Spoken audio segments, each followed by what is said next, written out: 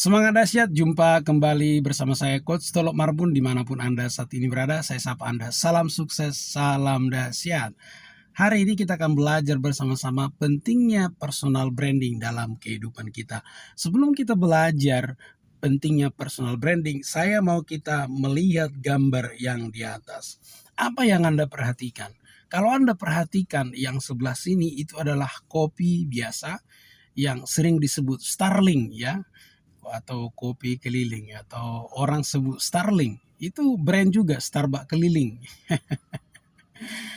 Itu brand untuk para penjual kopi yang ada di pinggir jalan. Saya tidak menertawakan mereka, tapi yang bagi saya yang unik itu adalah orang memberikan brand kepada mereka, Starling.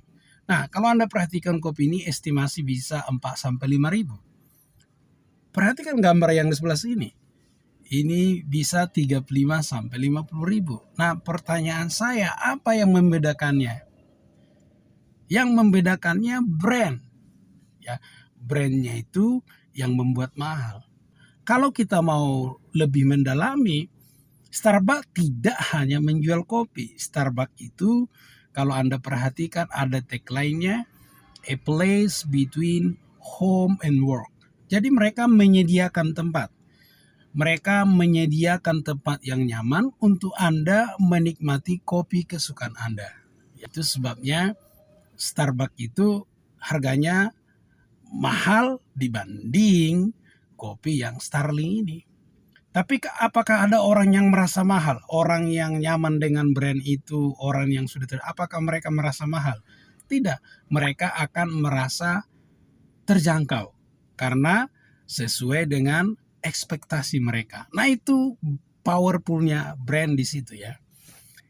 Kemudian apa yang timbul dalam benak Anda ketika Anda mendengar nama Parel Prayoga?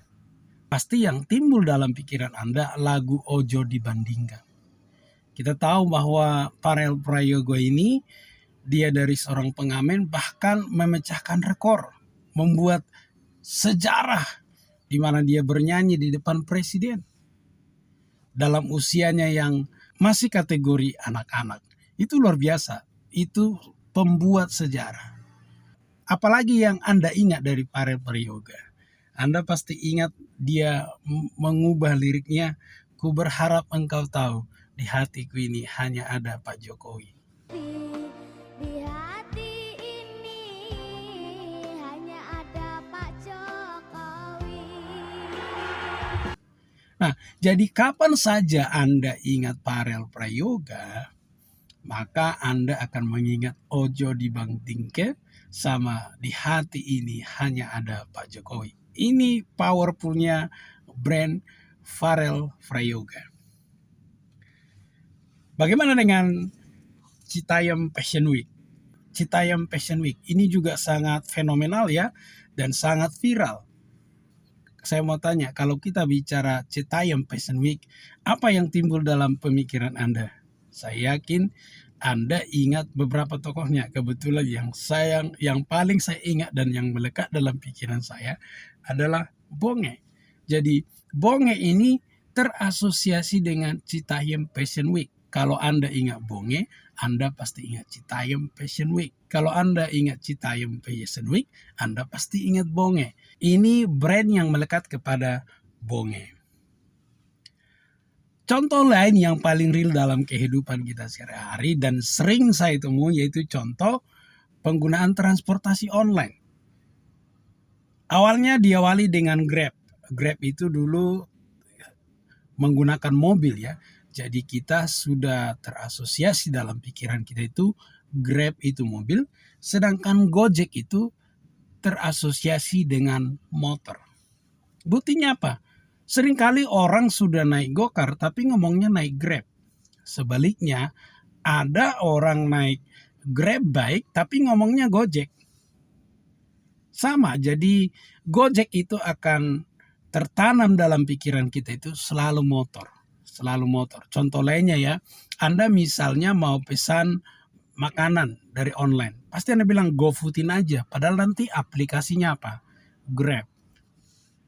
Udah kamu naik Gojek aja. Padahal aplikasinya aplikasi Grab. Dari contoh Gokar dan Grab ini, Anda bisa melihat betapa powerfulnya itu brand. Masih banyak contoh-contoh lain yang kita temukan di lapangan. Misalnya orang beli air mineral, ngomongnya Aqua. Padahal nanti brandnya berbeda. Selanjutnya orang mau beli pasta gigi, disebut Pepsodent.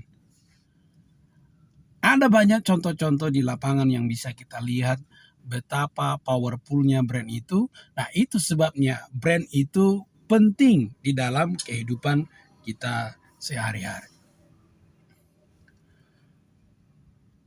Apa pentingnya brand itu dalam kehidupan kita? Brand itu adalah pembeda yang kuat. Anda bisa berbeda dengan orang lain. Kalau Anda tidak bisa menjadi yang pertama, Anda bisa menjadi yang terbaik. Kalau Anda tidak bisa menjadi yang terbaik, jadilah yang terunik. Kalau Anda tidak bisa yang terunik, jadilah yang paling, dalam tanda petik, paling hancur. Karena itu pun bisa menjadi brand. Yang kedua, pentingnya brand itu adalah daya tarik. Ini contohnya Parel Prayoga tadi ya. Bayangkan aja daya tariknya dia seperti apa. Sampai saat itu para menteri, para pejabat, hanya ada Pak Jokowi. termasuk ibu negara saat itu dengan goyang santai ya. Ya mesti kalah.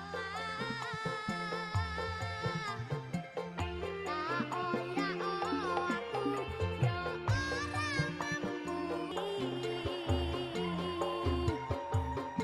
Ku berharap engkau mengerti di hati ini.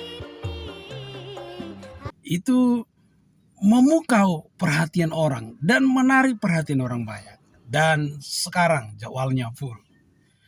Itulah kekuatan daya tarik brand itu. Yang ketiga adalah garansi kualitas. Kalau kita sudah punya brand, maka orang tidak pernah menanyakan garansi. Maka secara yakin, secara otomatis orang nyaman dengan produk maupun dengan jasa Anda. Itu sebabnya kalau Anda membeli produk, orang tanya ini branded atau tidak. Karena ketika Anda bilang branded, maka secara otomatis brand itu menjadi garansi bagi produk itu sendiri.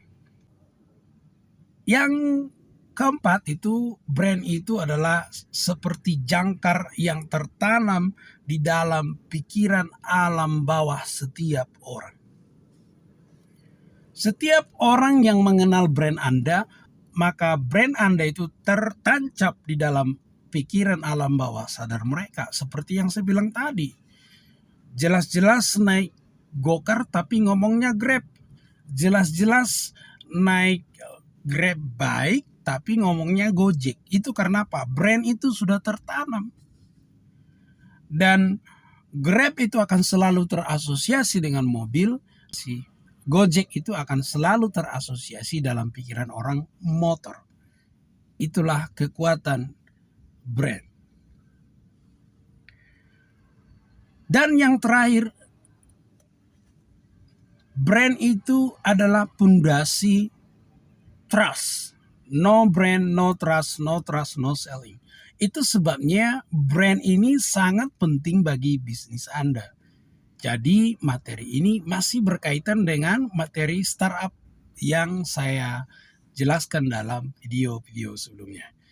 Nah, kalau teman-teman ada pertanyaan, silakan langsung tanyakan di kolom komentar. Saya akan menjawab dalam video Q&A secara khusus. Salam sukses, salam dahsyat dari saya Coach Tolop Marvel.